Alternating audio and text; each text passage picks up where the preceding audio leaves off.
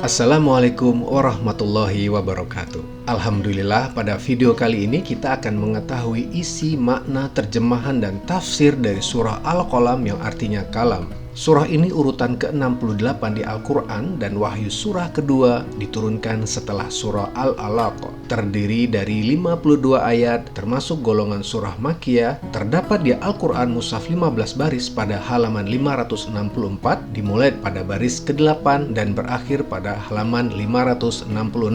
Nama Al-Qalam diambil dari kata Al-Qalam yang terdapat pada ayat pertama surah ini yang artinya pena. Surah ini dinamai pula dengan surah Nun dengan huruf Nun.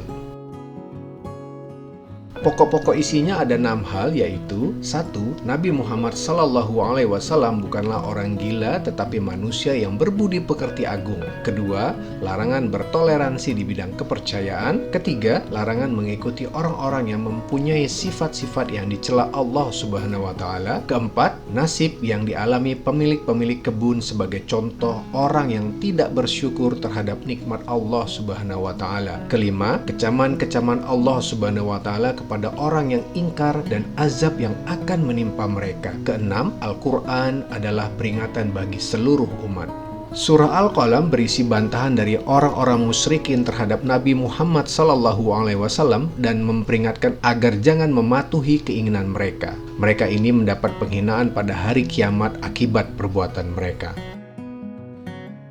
Ada 3 poin penting hubungan surah Al-Qalam dengan surah Al-Haqqah. Pertama, dalam surah Al-Qalam disebutkan tentang hari kiamat secara umum, sedangkan dalam surah Al-Haqqah, peristiwa-peristiwa hari kiamat itu dijelaskan secara terperinci. Kedua, dalam surah Al-Qalam diterangkan orang-orang yang mendustakan Al-Quran dan ancaman azab atas mereka. Sedangkan dalam surah Al-Haqqah diterangkan orang-orang terdahulu yang mendustakan rasul-rasul dan macam-macam azab yang telah menimpa mereka.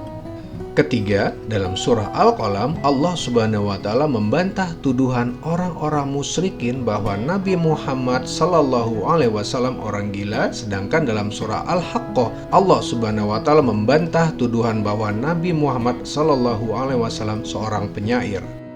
Baik, langsung saja kita simak hal yang pertama dalam surah Al-Qalam, yaitu Nabi Muhammad SAW bukanlah orang gila, tetapi manusia yang berbudi pekerti agung pada ayat 1-7. Bismillahirrahmanirrahim. Nun wal qalami wa ma yasturun.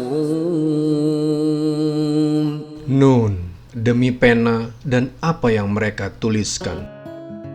Menurut suatu pendapat, Nun adalah nama seekor ikan yang amat besar berada di atas lautan air yang sangat luas. Dialah yang menyangga 7 lapis bumi. Sebagaimana yang diriwayatkan oleh Abu Ja'far, Ibnu Jarir yang mengatakan bahwa yang mula-mula diciptakan Allah Subhanahu wa Ta'ala adalah Al-Qalam.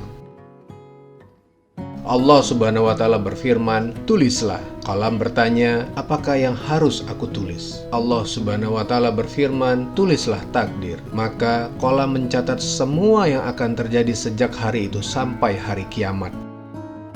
Kemudian Allah Subhanahu wa Ta'ala menciptakan Nun dan menaikkan uap air, maka terciptalah darinya langit dan terhamparlah bumi di atas Nun. Lalu Nun bergetar, maka bumi pun terhampar dengan luasnya, lalu dikukuhkan dengan gunung-gunung. Sesungguhnya Nun itu benar-benar merasa bangga terhadap bumi. Dari riwayat Imam Tabrani mengatakan, Rasulullah SAW bersabda, "Sesungguhnya makhluk yang mula-mula diciptakan Allah Subhanahu wa Ta'ala adalah Al-Qalam dan Al-Hud atau ikan yang sangat besar." Allah Subhanahu wa Ta'ala berfirman kepada Qalam, "Tulislah." Qalam bertanya, "Apakah yang harus aku tulis?" Allah Subhanahu wa Ta'ala berfirman, "Segala sesuatu yang akan terjadi sampai hari kiamat." Kemudian Nabi Muhammad SAW membaca firman-Nya, "Nun demi Qalam dan apa yang mereka tulis." Nun adalah ikan yang sangat besar, sedangkan Al-Qalam adalah kolam atau pena. Diriwayatkan juga oleh Abu Hurairah, Rasulullah SAW bersabda, sesungguhnya sesuatu yang mula-mula diciptakan oleh Allah Subhanahu wa Ta'ala adalah Al-Qalam. Kemudian Allah Subhanahu wa Ta'ala menciptakan Nun, yaitu tinta. Lalu Allah Subhanahu wa Ta'ala berfirman kepada Al-Qalam, tulislah. Al-Qalam bertanya, apa yang harus aku tulis? Allah Subhanahu wa Ta'ala berfirman, tulislah segala sesuatu yang akan terjadi atau segala sesuatu yang akan ada dari amal perbuatan atau rezeki, atau jejak, atau ajal. Maka Al-Qalam menulis semua itu sampai hari kiamat. Itulah yang dimaksud oleh firman Allah Subhanahu wa Ta'ala, Nun, demi kolam dan apa yang mereka tulis. Kemudian Al-Qalam dikunci, maka ia tidak berbicara sampai hari kiamat. Kemudian Allah Subhanahu wa Ta'ala menciptakan akal, lalu Allah Subhanahu wa Ta'ala berfirman, demi keagunganku, sungguh aku akan benar-benar akan menyempurnakanmu terhadap orang yang aku sukai, dan sungguh aku benar-benar akan mengurangimu terhadap orang yang aku murkai. ما أنت بنعمة ربك بمجنون. Dengan karunia Tuhanmu, engkau Muhammad bukanlah orang gila. Yaitu segala puji bagi Allah Subhanahu wa Ta'ala. Engkau bukanlah orang gila sebagaimana yang dikatakan oleh orang-orang yang bodoh dari kalangan kaummu, yang mendustakan apa yang engkau sampaikan kepada mereka berupa petunjuk dan perkara hak yang jelas. Karenanya mereka menuduhmu sebagai orang gila. وَإِنَّ لَكَ لَأَجْرًا غَيْرَ مَمْنُونٍ. Dan sesungguhnya engkau pasti mendapat pahala yang besar yang tidak putus-putusnya.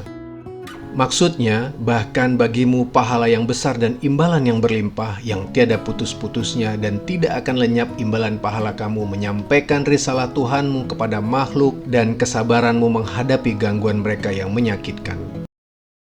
وَإِنَّكَ لَعَلَى خُلُقٍ عَظِيمٍ. Dan sesungguhnya engkau benar-benar berbudi pekerti yang luhur. Imam Ahmad meriwayatkan dari Al-Hasan yang mengatakan bahwa ia pernah bertanya kepada Aisyah radhiyallahu anhu tentang akhlak Rasulullah sallallahu alaihi wasallam, maka Aisyah menjawab, akhlak beliau adalah Al-Qur'an.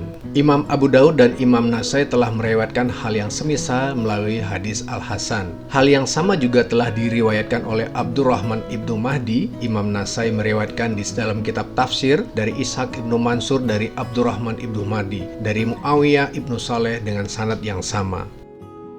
Makna yang dimaksud dari kesemuanya ini menunjukkan bahwa Rasulullah SAW adalah seorang yang mengamalkan Al-Quran, mengamalkan perintahnya dan menjauhi larangannya. Yang hal ini telah tertanam dalam diri beliau sebagai watak dan pembawaannya, serta sebagai akhlak yang telah terpatri dalam sepak terjang beliau. Maka apapun yang diperintahkan oleh Al-Quran, beliau pasti mengerjakannya, dan apapun yang dilarang oleh Al-Quran, beliau pasti meninggalkannya. Hal ini di samping watak yang dibekalkan oleh Allah Subhanahu wa Ta'ala dalam diri beliau berupa akhlak yang besar, seperti sifat pemalu, dermawan, berani, pemaaf, penyantun, dan semua akhlak yang terpuji.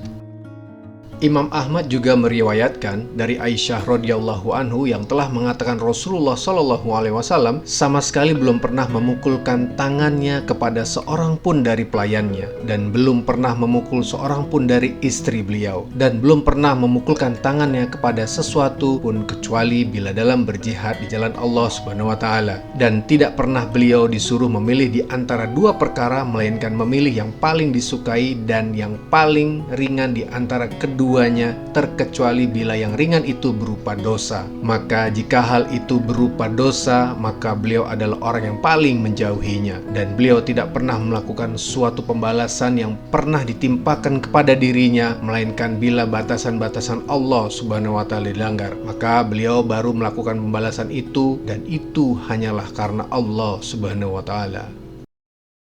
فَسَتُبْصِرُ وَيُبْصِرُونَ. Maka kelak engkau akan melihat, dan mereka orang-orang kafir pun akan melihat. بِأَيِّكُمُ الْمَفْتُونُ. Siapa di antara kamu yang gila? yakni engkau, hai Muhammad, akan mengetahui, begitu pula orang-orang yang menentang dan mendustakanmu. Siapakah yang gila lagi sesat, apakah kamu atau mereka sendiri? Ibnu Abbas mengatakan sehubungan dengan makna ayat ini bahwa engkau akan mengetahui dan mereka akan mengetahui di hari kiamat nanti. Inna rabbaka huwa a'lamu biman dhalla an sabilihi wa huwa a'lamu bil muhtadin. Sungguh Tuhanmu, dialah yang paling mengetahui siapa yang sesat dari jalannya, dan dialah yang paling mengetahui siapa orang yang mendapat petunjuk. Allah Subhanahu wa Ta'ala mengetahui siapa di antara kedua golongan itu, yakni kamu dan mereka yang mendapat petunjuk, dan Dia mengetahui siapa golongan yang sesat dari kebenaran.